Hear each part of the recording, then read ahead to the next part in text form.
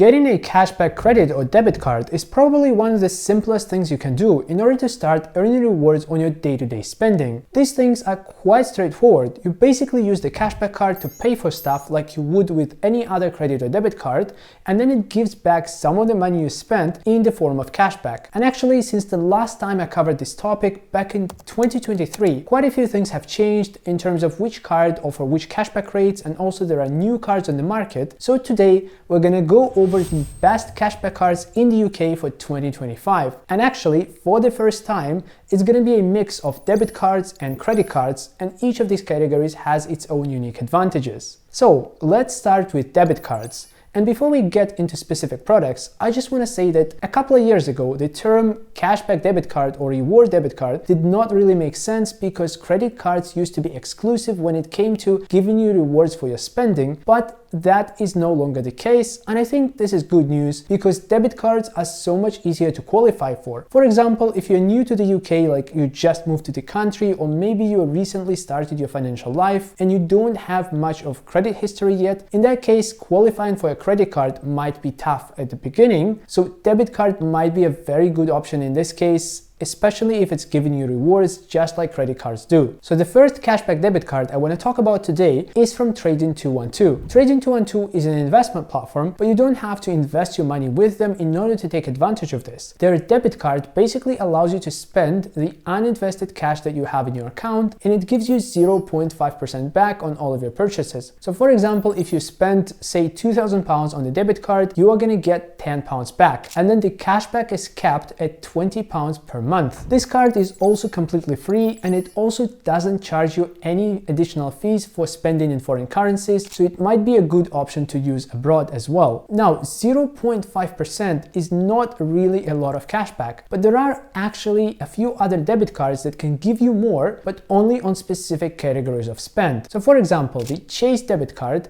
gives you 1% back, which is double the Trading 212 rate, up to £15 a month of cashback, but only on specific categories such as groceries, fuel, and local transportation, so things like flights are not really included. This debit card is also completely free, and if you're new to Chase, then you'll get this cashback offer without any additional requirements, but in order to keep getting the cashback past 12 months, you'll need to start paying £1,500 every month into your Chase current account, and whether it's your salary or you're just transferring money from another bank account in another bank, both options are fine. And finally, there are no fees for spending abroad with Chase either, just like with Trading 212, but also bear in mind that in this case there is no cashback either for overseas spend because, like I said, this card only gives cashback on specific categories and only for spend within the UK. Now, the last debit card that we're going to look at today is somewhat similar to Chase in terms of its offering, and that is the debit card that comes with the Santander Edge current account. This one basically is also going to give you 1% back on things like groceries, fuel, EV charging, local transportation, but only up to £10 per month. But with Santander Edge, additionally, you can get 1% cashback on the direct debits that you use to pay for some of the utility bills such as your council tax, your gas, water, broadband, and this cashback is also capped at £10. So in total, Santander Edge can give you up to £20 of cashback per month. The only downside of this account though is that it comes with a monthly fee of £3,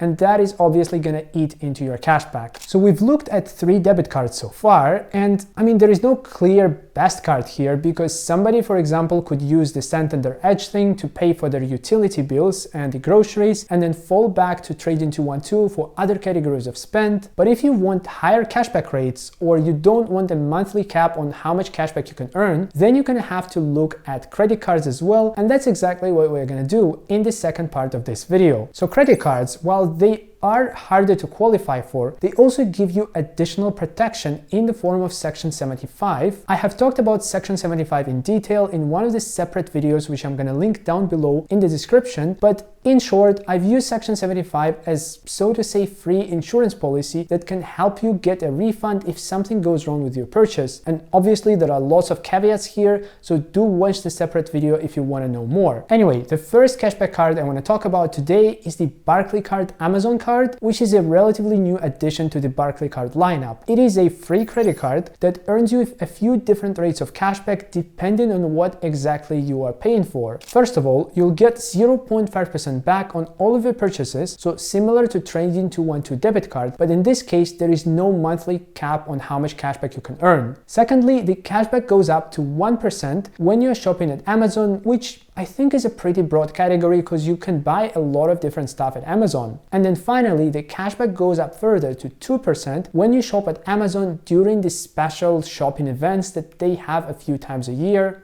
for example, the Prime Day. And finally, this card also comes with a £20 Amazon voucher as a one-off bonus when you open it. And this is actually another advantage of credit cards over debit cards because credit cards usually have sign-up or welcome bonuses such as this one. Now, this credit card also does have a couple of caveats. First of all the cashback that I mentioned before actually comes in the form of Amazon vouchers. So basically, once you've earned at least £5 of cashback, you can convert it into an Amazon voucher, but it has to be in the multiples of 5, and then you can use the voucher to again shop at Amazon. Personally, I would consider this to be just as good as cash because, like I said, you can buy pretty much everything at Amazon. Secondly, you cannot get this cashback card at all if you have held any other Barclays card in the past 6 months. So for example, if you are currently holding, say, the Barclays card Avios, you won't be eligible for this Amazon cashback card. But to be fair, the wording on the website kinda makes it sound like this restriction might be changed in the future. And now finally, if you're looking for an even higher rates of cashback, then you're gonna have to look at Amex. With Amex, first of all, we have the free Amex Everyday Cashback Card, which gives you 0.5% back on all of your spending. But then if you hit at least £10,000 of spend in one membership year, then the cashback rate goes up to 1% for the remainder of that membership year. However, the best part about this card is that if you are completely new to Amex or you haven't held any other Amex card in the past 2 years, you'll also get a welcome offer which includes a much higher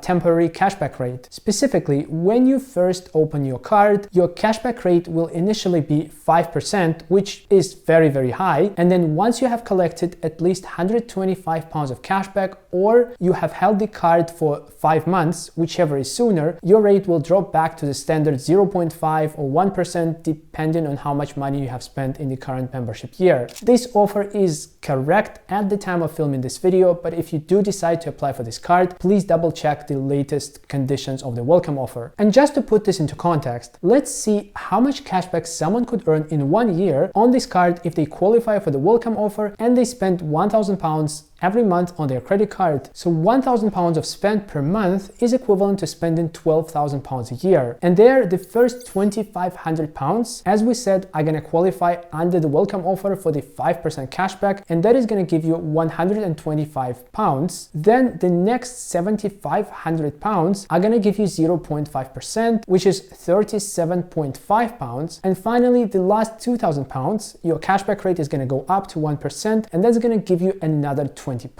So in total, you're gonna get a little bit over £180 of cashback in 1 year. And then if you keep spending more, you'll obviously keep earning more cashback at the 1% rate. And by the way, if you do spend more or significantly more, then the other Amex cashback card, which is just called the Amex Cashback Card, so without the everyday in its name, that one might be a better option for you. Basically, this card offers a 0.75% cashback rate, and then if you hit £10,000 in one membership year, your cashback rate goes up to 1.25%. The only catch is that the card comes with an annual fee of £25, whereas the previous Amex Everyday card is completely free. But let's run the same calculations and see how much cashback would someone earn in 1 year on this paid card if again they are qualifying for the same welcome offer and they also spend £1,000 per month on their credit card. So again, £1,000 per month is equivalent to £12,000 a year, and the first £2,500 of spend would go under the welcome offer, which is exactly the same on both cards, and it would net you £125 of cashback. Then the next £7,500 of spend will earn you 0.75 back, which is equivalent to 56 point something pounds of cashback. And then finally, the last £2,000 of spend will be earning 1.25% back, which is £25. So the total this way is £206. But remember that you also paid £25 as an annual fee for this card, so your total cashback goes to £180, which is almost exactly the same as on the free card, and this means that the paid card only makes sense if you spend more than £12,000 a year on your credit card, and this way the cashback that you earn will actually pay for the annual fee and will leave you in profit compared to the free version of the card. Anyway, like I said at the start of the video, cashback cards are a great starting point into the world of reward cards in general, but there are also so many options out there and so many cards that will give you all sorts of perks. If you're interested in that, here's a video where I talk about my personal setup, which kind of cards I use, which kind of accounts, and how much money they save me, so consider watching it next. And in the meantime, thanks so much for watching this video today, and hopefully I'll see you in this video next.